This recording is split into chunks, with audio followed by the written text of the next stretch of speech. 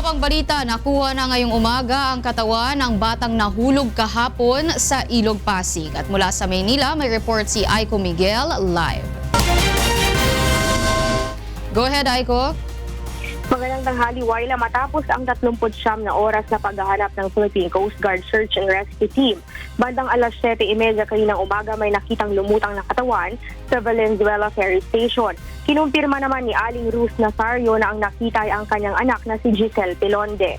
Matatanda ang si Giselle ang 10 taong gulang na batang babae na taga-poblasyon Makati na nahulog sa Ilog Pasig noong Miyerkules ng hapon. Naglalaro lamang sila ng kanyang mga kaibigan malapit sa Mandaluyong Bridge nang nasobrahan nito ang kanyang talon at nahulog sa Pasig River. Wayla, kasalukuyan namang nasa isang funeral home sa Manila ang mga labi ni Giselle at mamayang hapon ay nakatakda na itong iburol. Yan muna ang latest live. Balik sa iyo, Wayla.